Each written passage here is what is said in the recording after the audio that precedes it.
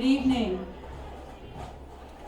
members of the Board of Education, Dr. Mustick, teachers, parents, friends, and our honored guests, the class of 2010.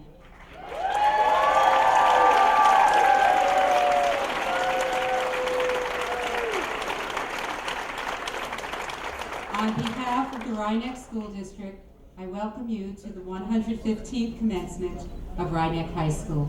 Please remain standing for the Star-Spangled Banner.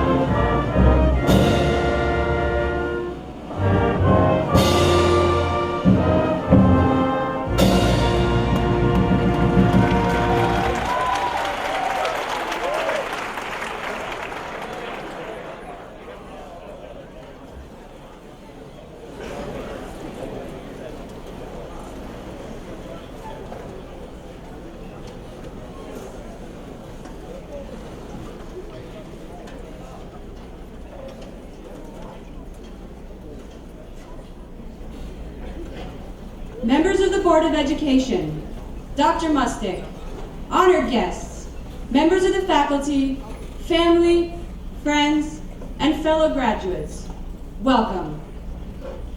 Although I spent a great deal of time working on this speech, it is not the one I had originally intended to give.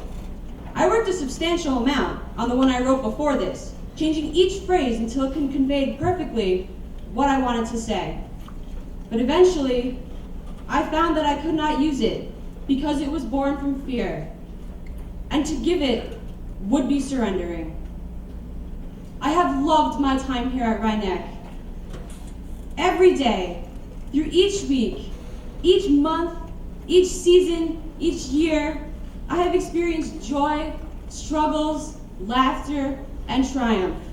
I know that all of us here today are feeling the rush of a cascading torrent of memories as the sun sets on such an integral part of our lives.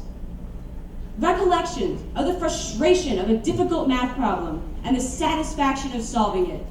The enlightenment of discerning the hidden meanings beneath an author's choice of words and symbols. And the intrigue of how the world of the past has become that of the present. Flashbacks of being given the keys to new domains by all of our wonderful teachers. And friends who can make the sun shine on even the darkest of days. These and so many other memories are so precious to me. All I have to do is close my eyes and look back in time, and I'm filled with the warmth and happiness that have made these past years so achingly wonderful. And thus, the thought of leaving was enough to paralyze me with anxiety. The very idea that one day the life I loved so dearly would come to an end frustrated me, and I felt lost. I did not think I would be able to handle a world beyond the one I had come to know so well. What I had originally wanted to say was based on my desperate desire to hold on to the past. I wanted to caution against wishing time away. I wanted to lash out against those who seemed so eager for high school to end and their new lives to start. I desired to sway people to look through my eyes and become so appreciative of the past that the future seemed unnecessary. But this is wrong, because I was wrong. So many times, my friend asked me, how I could be so sure that somewhere else out in this world, there was not a place better than here. Another one asked why I was so afraid of trying new things. How would I know what they were like until I experienced them? Of course, I had no legitimate answer to either question. There isn't one, really. How could I know? How could any of us know until we open up the parts of us that want to run and to hide from whatever it is we are afraid of? My conscience tells me that I will be happy, even though I must leave. And I believe it. And I know without a doubt that this goes for all of us. So no more running, no more hiding. A flower locked away in darkness will never bloom. A caged bird can never spread its wings. We have a responsibility to all of those who have given us so much. Teachers, family, friends, anyone along the way who has given us a nudge or a push towards today. We owe it to them and to ourselves to step into the sunlight and break free of any cages that might hold us back from becoming what we are meant to be. Therefore, it is my wish that all of us here today might have the strength and the courage to become the best that we can be and to live our lives to the fullest, not enchained by fear. In this way, we can always look back on the past and be filled with a sense of satisfaction and, by doing so, be empowered and willing to accept the future and all that it might bring. There are no words that can express the gratitude I feel towards everyone who has helped me reach this point, or how much I'm going to miss you all. And I can conclude feeling fulfilled because, to echo the words of Dr. Seuss, I'm not crying because high school is over. I'm smiling because it happens. Thank you.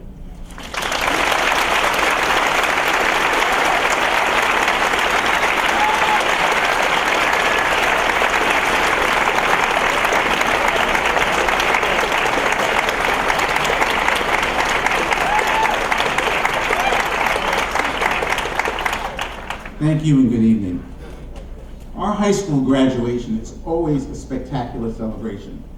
It's an event that's marked with dignity, pride, joy, and even a little relief.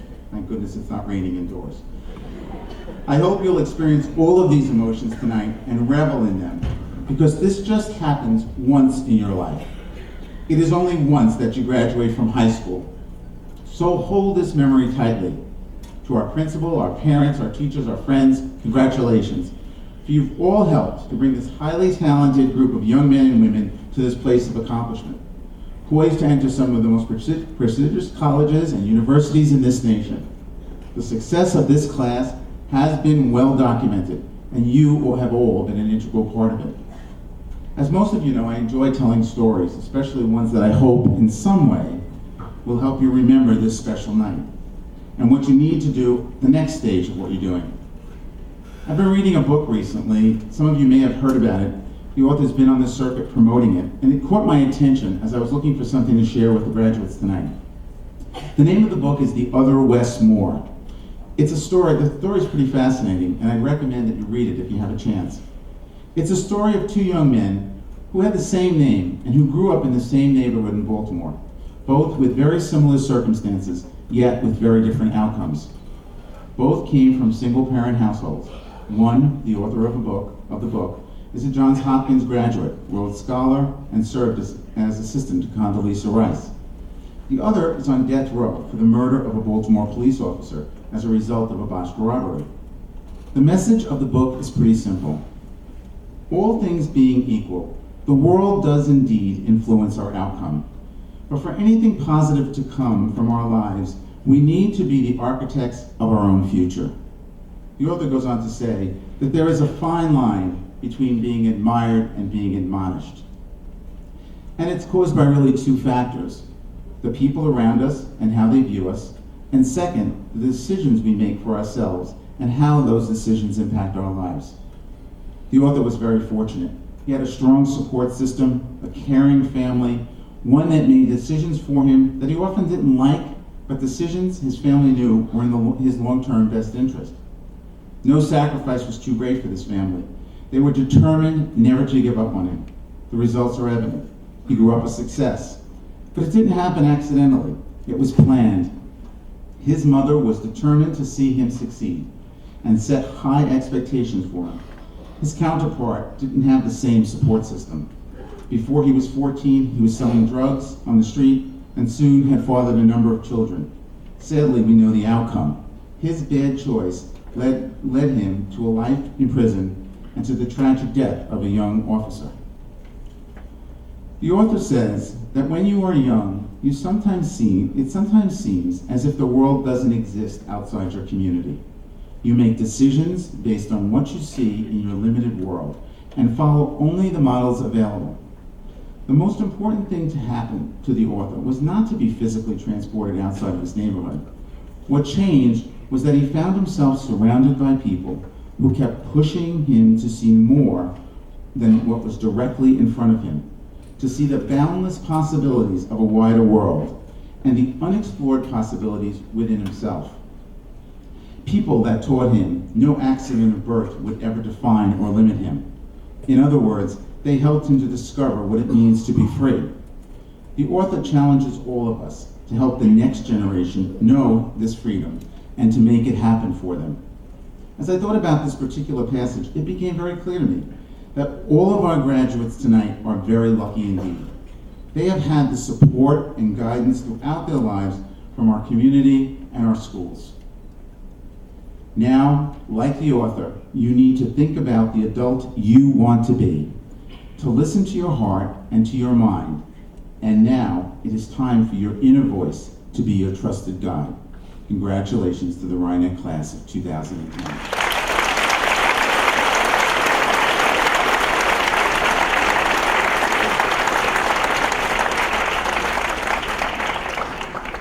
Now, with great pleasure, it is my honor to introduce our keynote speaker, Dr. Leon Botstein, President of Bard College.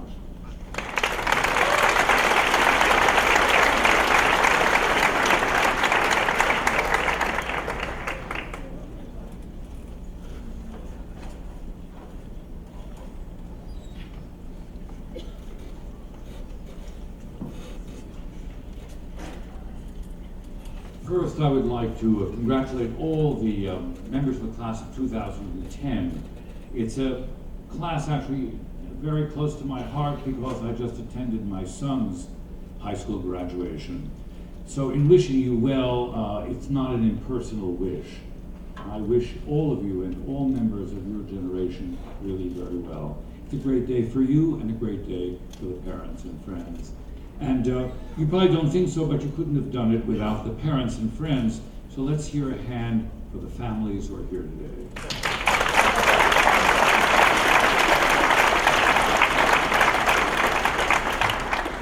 I don't know much about the community, but rumor has it that people were very anxious about where you ended up in college.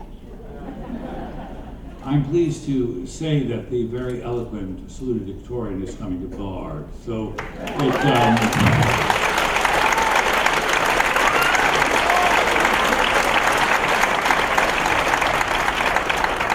I'm sure everyone exercised very good judgment. I do want to say that the one piece of advice you may remember from this commencement talk, and we remember very little from any commencement talk, is that this anxiety which you and your family shared about where you're going to college was a needless anxiety. Where you go to college is irrelevant. What is not irrelevant is how well you do in college.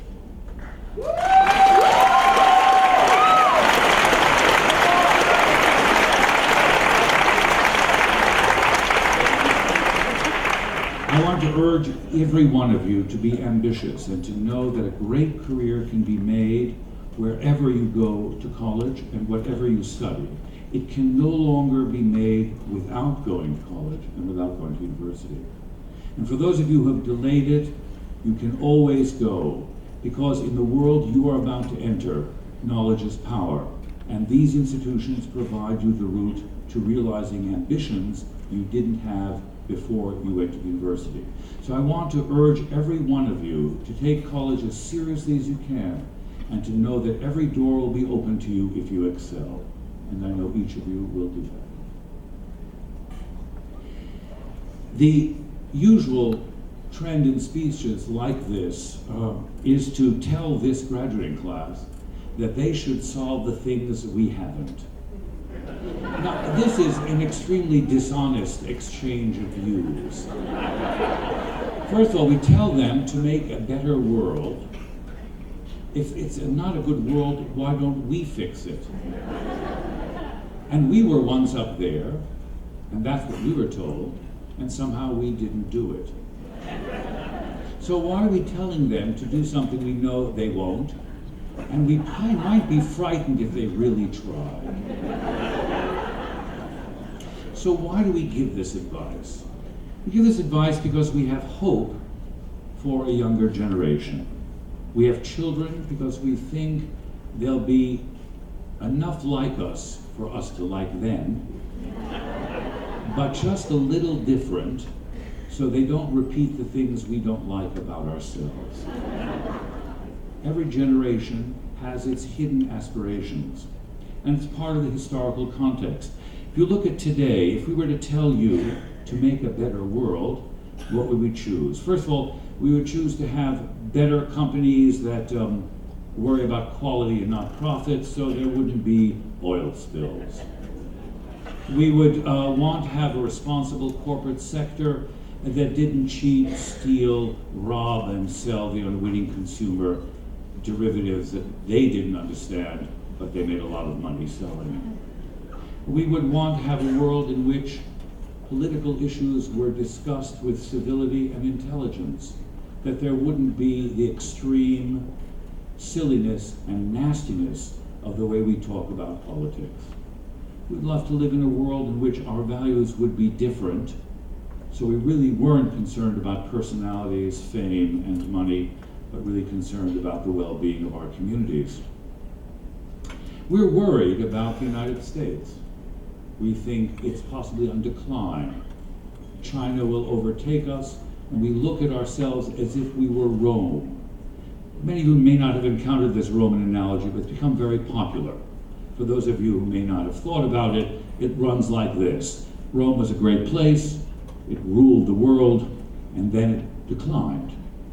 Well, it was declined in a period of time that was longer than the average sitcom, and longer than the average movie, even in 3 parts, like Lord of the Rings, but or Toy Story. But nonetheless, in the 18th century, people became fascinated with the decline of Rome. And all powerful nations fear a kind of ebb and flow. So we as parents worry that you're coming into an America that has seen its greatest age behind it. This is a terrible thing for you to believe. If you internalize it, it'll become true. The Roman analogy actually isn't right. We're not Rome, for several reasons. Number one, although we are somewhat imperial, we actually don't rule the world. Yes, our language is the language of the world, English. And yes, we are the most powerful culture in many ways. But we're not a monarchy. We're not a dictatorship. We are actually a democracy. And we're an open, not a closed world. We're a world of immigrants, whatever Arizona may think. And we will continue to be a land of immigrants, which means we will be a place that will change. When you're 60 years old, something you don't want to look forward to, the nation will no longer be predominantly white. It will be of many different colors, and the largest growing part of our population didn't come from England and didn't step off the Mayflower, but came across the border from the great land of Mexico. This is good news, news that Rome never knew, because it excluded from its own place the people that pressed on its borders. But if we were Rome, we might look to Roman advice to give to young people. In the 1st century, the great Roman philosopher Seneca wrote a series of letters to a young friend. And the most important piece of advice, and the most lasting piece of advice in all the letters he wrote to this young friend, was in the 23rd letter. And he told his young friend not to be deluded by hope. I know we elected a president who ran on a platform of hope, and I hate to disagree with him in retrospect, but it was very effective to an unthinking voter population. But hope is nothing really to live your life by. Hope is actually empty, because hope has the parallel experience of fear. Seneca understood that if you tell a person to think about hope and to avoid fear, it's not particularly helpful. What he advised his young friend is that to be grateful for every day and to live one's life by learning to feel joy. And what he said is that true joy is a serious thing. Res severa verum gaudum. True joy is a serious thing. It's a simple idea, but if you can carry this idea with you for the rest of your life, we will have a better world. What does it mean? It means that the joy that you have in your life doesn't come easily. It's not about shopping. It's not about money. It's about virtue and value of how you live your life. It's about learning. It's about doing the things you can't do easily. It is about struggling with things that don't come easily. It is not about leaving the task to the people who are only gifted. It's playing tennis when it doesn't come naturally. It's playing an instrument when you're not a child prodigy. It is learning to study a subject that may not be the most comfortable to you. It is also about finding virtue, what Thomas Jefferson described as happiness. When in the Declaration of Independence it says that we have an inalienable right to happiness, that's a moral category, derives from Seneca's idea of virtue and serious joy. For any musician, the notion of serious joy is at the heart of life. It's the practice and hard work you put in that gives you the sense of value and accomplishment. If you live your life not with hope, but with a commitment to making your life joyful as a serious endeavor, we may have a world in which freedom is preserved by real discussion of differences of opinion, where tolerance is genuine and not only on the surface, where the values of our society are not only about material, ephemeral values. That we actually can develop ideals of justice and well-being that enrich our own lives and that of our communities. You will not cure all the ills, but since all of us in this room, who are your parents, would like to live as long as we possibly can, which is why we've joined all these health clubs, and exercise endlessly for no apparent reason. If you will live to 100, your parents will live to 90. And in the decades ahead, you will make progress in helping us together make a better world, where we make improvements. But only you'll do so if each of you realizes an ambition with quality and lives your life joyfully as a serious matter. Congratulations to you all.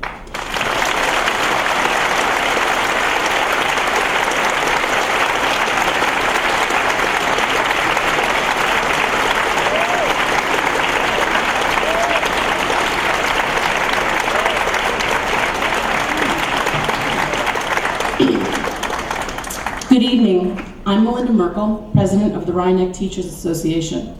Every year, Rhinebeck teachers honor the memory of librarian and colleague Maureen Sullivan by awarding a graduating senior a scholarship in her name. The senior receiving the award must possess the qualities that Miss Sullivan held dear: motivation and self-direction, energy and enthusiasm for learning, a belief in the value of service, and an understanding of the role leadership plays in the success of the group. This year's recipient is a young woman who displays all these qualities and more. She participated in the Partners in Art program at the Osborne. She was a 4-year cast member of the musical, taking on the role of assistant director her junior and senior years. As a class officer, she spent countless hours planning the prom and organizing fundraisers. She assists with religious instruction at her church and took part in the Human Rights Commission's Civil Rights presentation her junior year. She shows her concern for others in her work as a lifeguard and as a babysitter, provides a model for those she cares for. This year's recipient is respected by peers and teachers alike. She is a focused student who loves to learn. She is a devoted sister to Maggie and Shannon, and a loving daughter to Laura Jean and Terry. This year's Maureen Sullivan Scholarship is presented to Kayla O'Neill.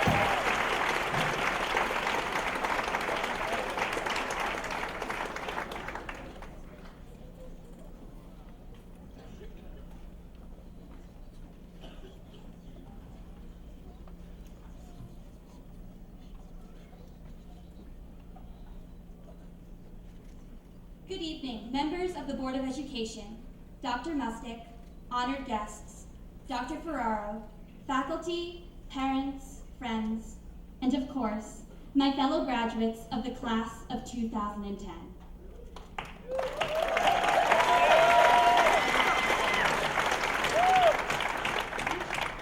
When we were younger, we believed that anything could happen. We thought that if we jumped off of something high and flapped our little arms as fast as they could possibly go, we would successfully soar into the sky. We thought that if we closed our eyes tight enough when we played hide and go seek, we would be invisible, even if we were still crouching in the middle of the room.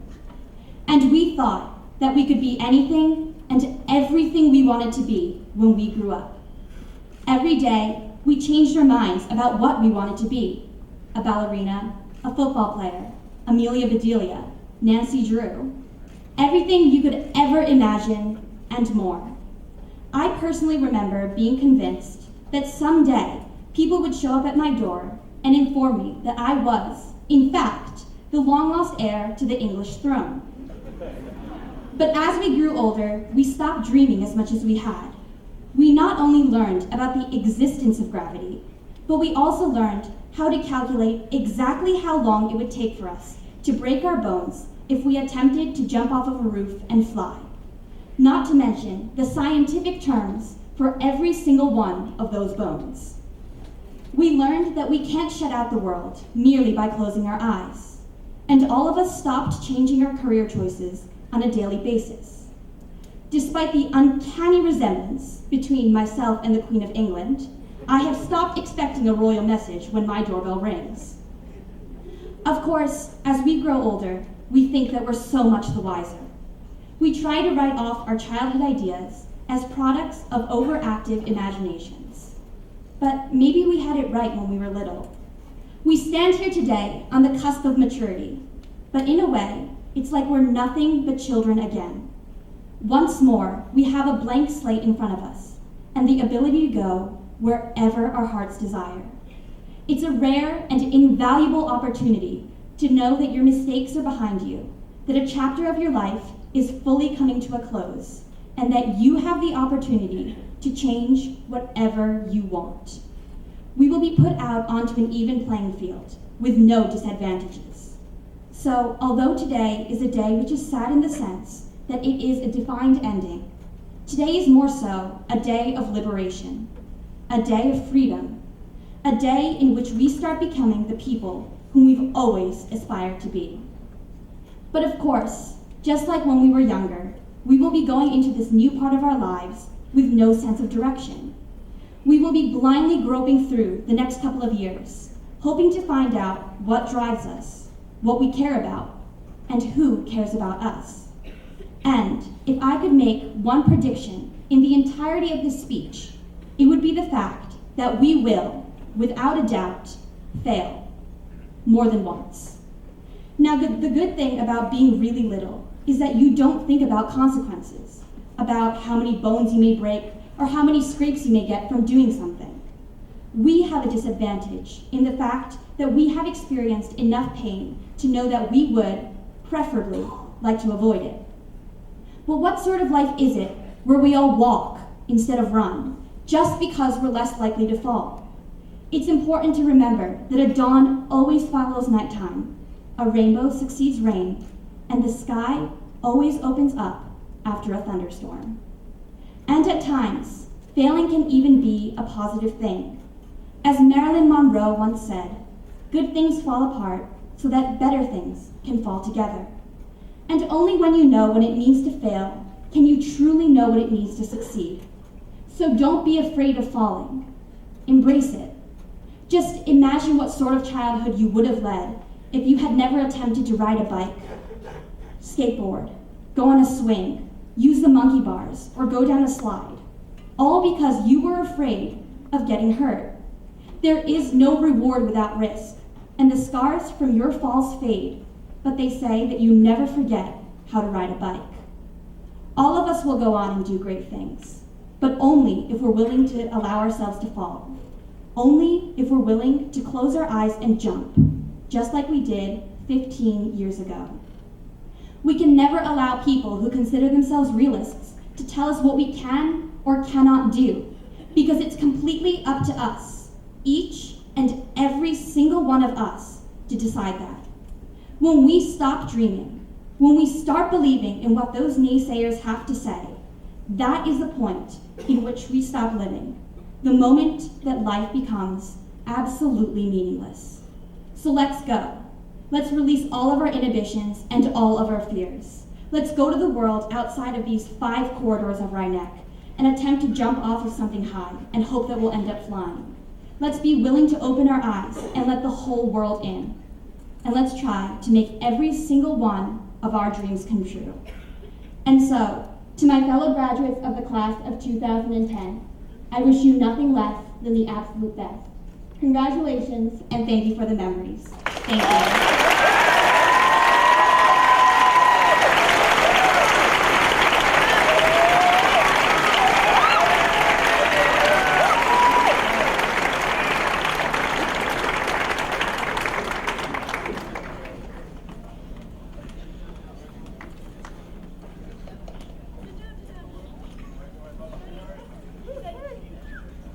On behalf of the Rhinebeck class of 2010, my fellow class officers and I would like to thank the faculty, administration, and our fellow classmates for the past 4 amazing years.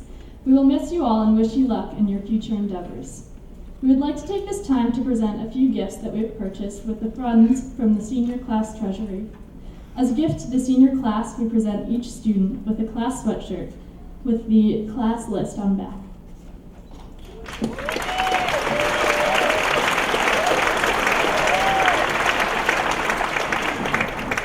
Our gift to the school is a set of 2 customized patio umbrellas that read Rhinebeck High School Class of 2010 to go outside the senior lounge for future classes to enjoy.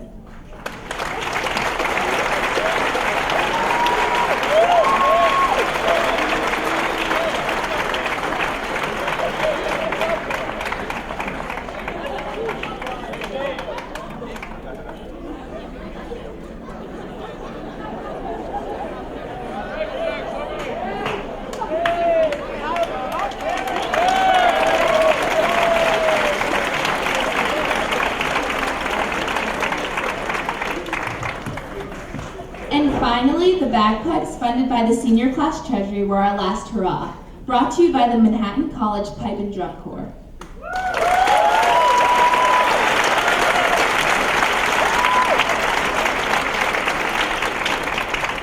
At this time, we would also like to thank Dr. Botstein, president of Bard College, for speaking at our graduation. We present him with a plaque to acknowledge him and his remarks. To present this plaque is none other than Christina Ball, who will attend Bard in the fall.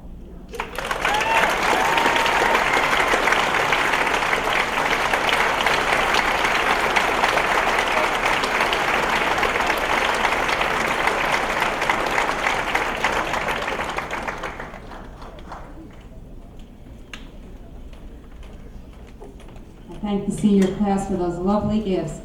It really speaks to who you are as a class. We will enjoy it forever, and that sense of joy and happiness here at Rhinebeck will always be remembered as we sit under those lovely patio umbrellas. Thank you.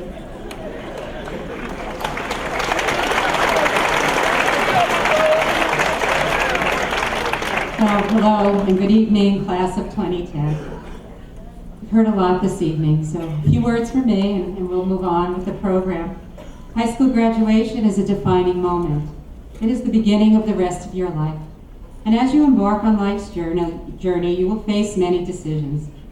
The choices that you make will contribute to your success.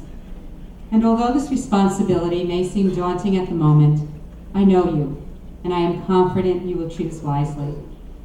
Your 4 years here at Rhinebeck High School have prepared you well to meet both the challenges and opportunities that lie ahead.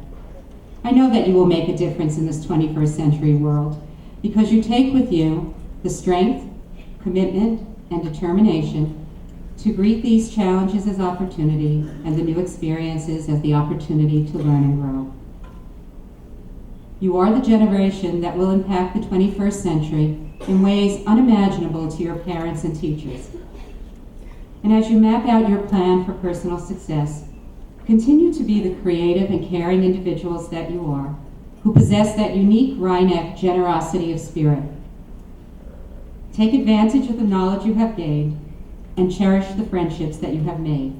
They will support your life work. And remember, always take the time to treat yourself with integrity, your work with excellence, and those you meet with respect. You will make a difference. In the words of Mahatma Gandhi, be the change that you want to see in the world. On behalf of the Rhineck High School faculty, I congratulate you, my students, and your parents on this very special occasion. May you look back upon your high school career with joy and appreciation, and best wishes for a lifetime of success and happiness.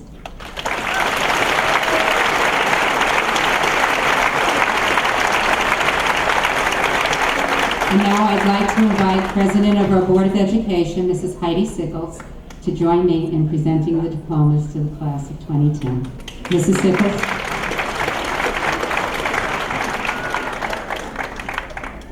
Thank you.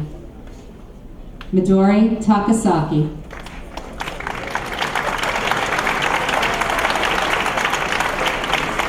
Christina Ball.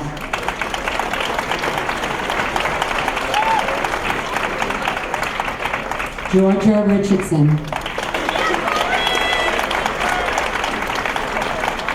Jacqueline Galliano.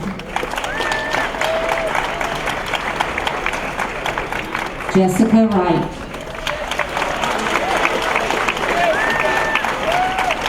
Nicole Amatuso. Kayla O'Neill.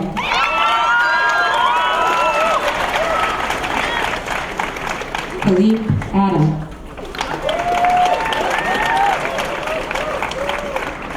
Samantha Amatuso.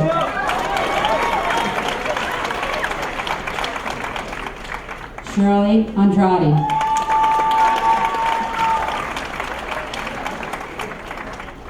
Eric Anakarako.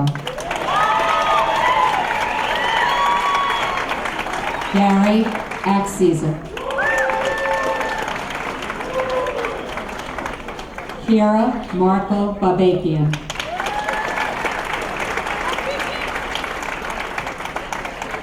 Matthew Barretto.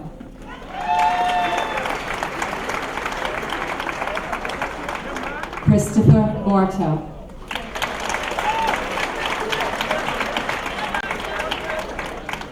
Asia Blue.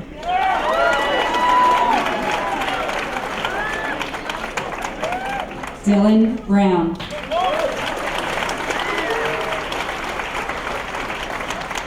Mark Calogero.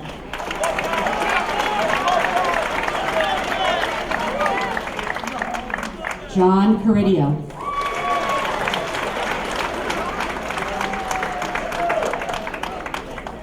Claire Casal.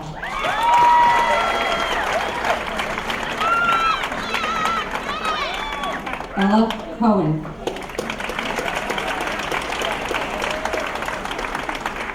Jeffrey Colangelo.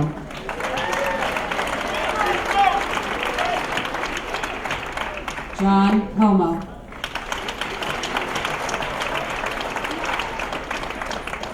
Connor Corrigan.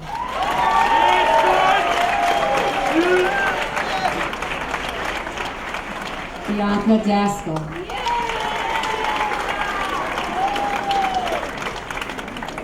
Chelsea Totino.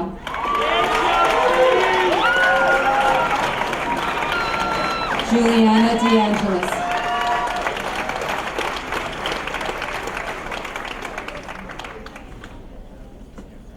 Carissa Rose DeVito.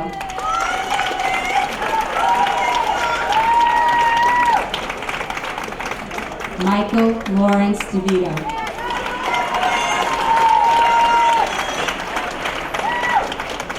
Jessica Nicole DeFalco.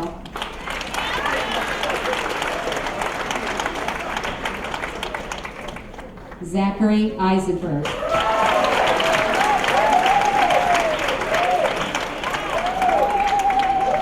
Carla Elias Nava.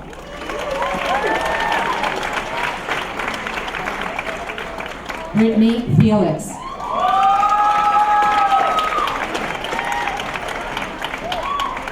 Nicholas Fontecchio.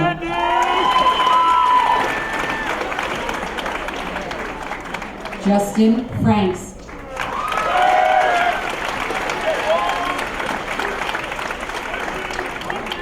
Sergio Geigen. Marnie Gelhard.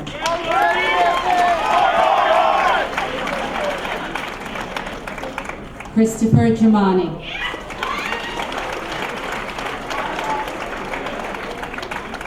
Michael Concalves.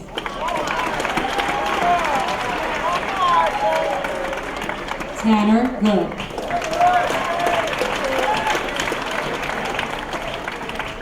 Adam Gorshain.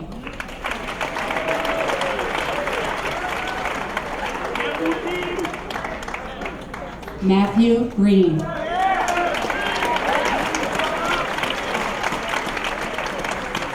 Virgil Robb.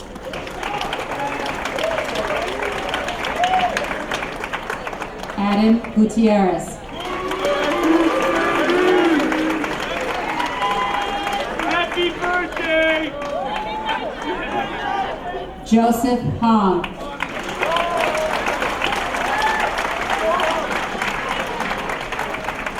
David Horvath.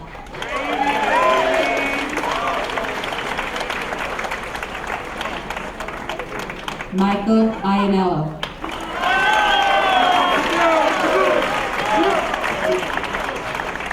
Jessica Iannuzzo.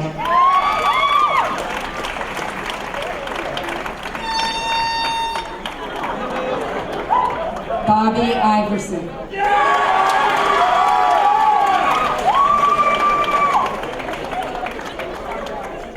Charles Jors.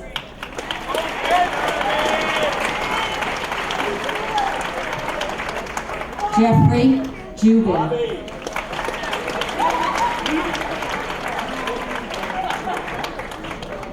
Marco Jorak.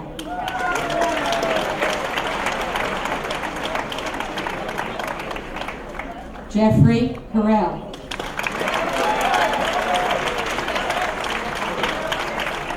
Stephanie Kazarian.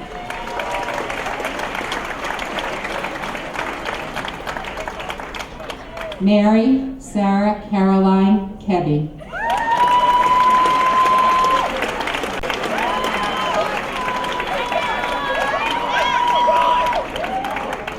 Harry Kerr.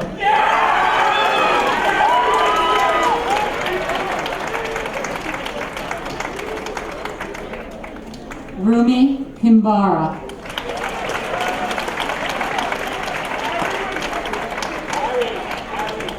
Diane Port.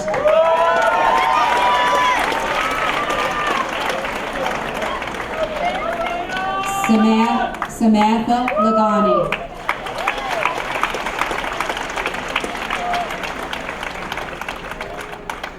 Christopher Lavinia.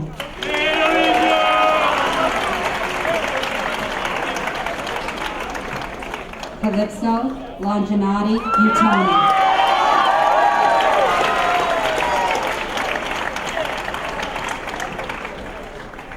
Christopher Mantis.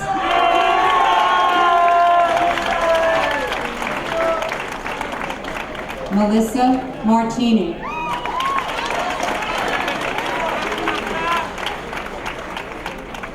Michael McCarty.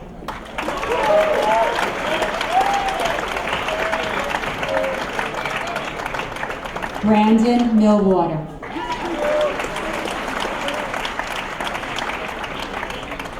Matthew Monaco.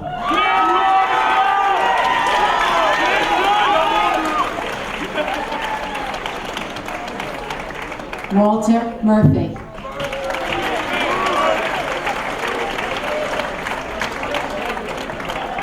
Christine Nassar.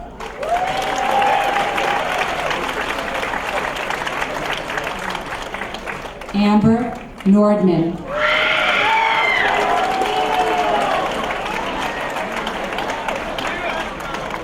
And now, I would like to invite a member of our faculty, Mrs. Lori O'Shea, to present the diploma to her son, Shane O'Shea.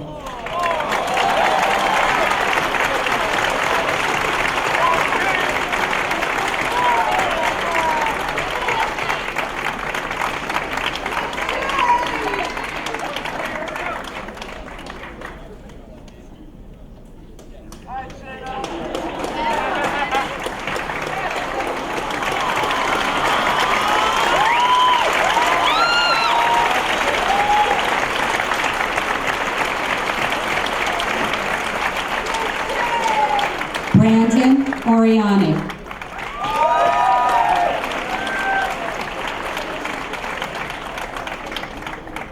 Alexandra Paisley.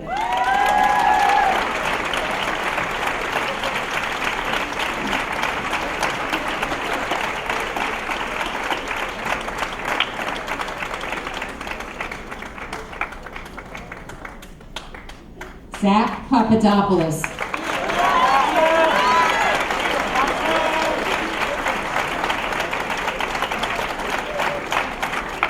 Antonella Pirelli.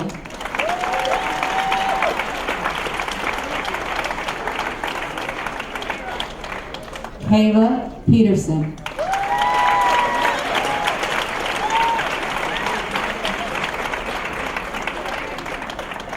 And now I would like to invite a member of our faculty, Ms. Chris Pegno, to present the diploma to her son, Jeffrey Pegno.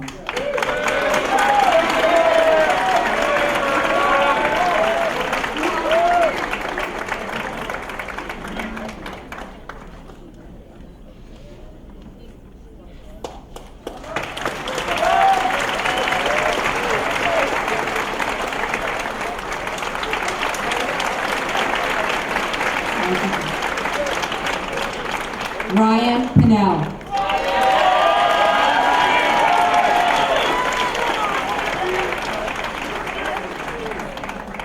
Brandon Pepper.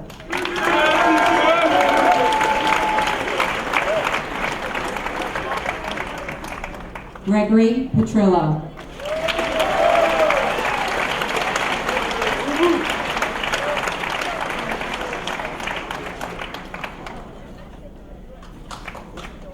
Matthew Pinto.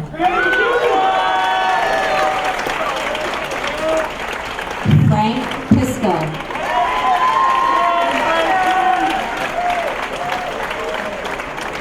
Candace Hitter.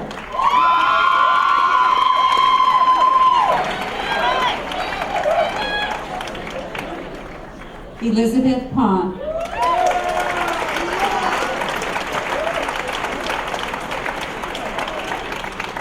Mark Puglisi.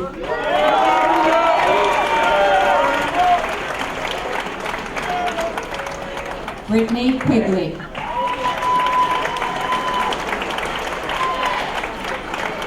George Reynaldi.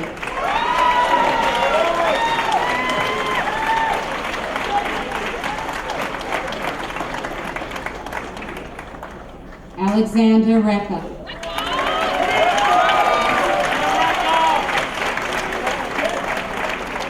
Kelvin Rosas.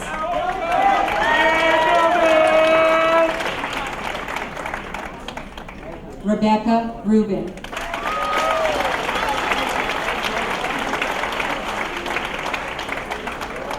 Louis Rui Gomez.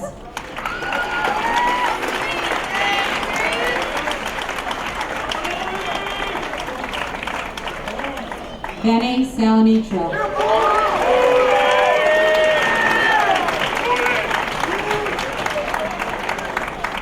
Anthony Saputo.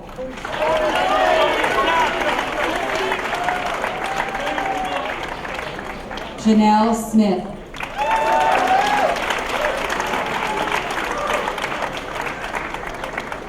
John Sousa.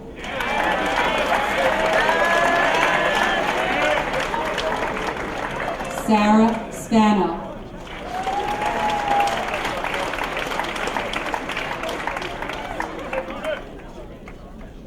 Andrew Spinelli.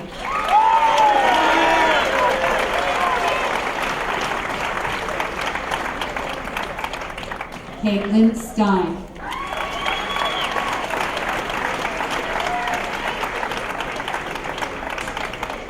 Wendy Strauss.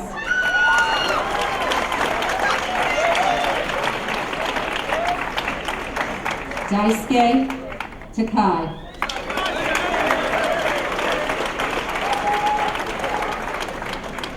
Scott Tamucci.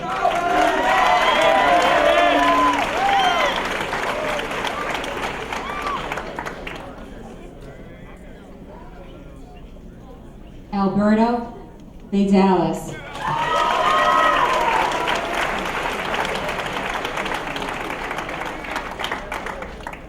Aaron Walsh.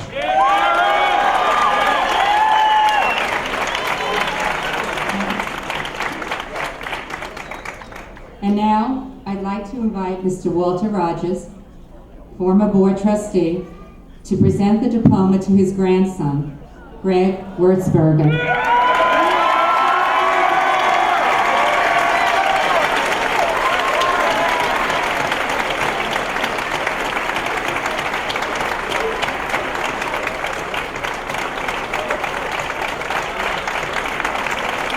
Congratulations.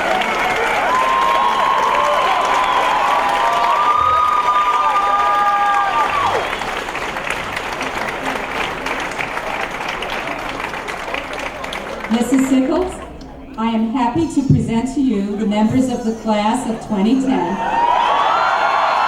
have successfully completed a course of study prescribed by the Board of Education and approved by the University of the State of New York, and who are entitled to these diplomas.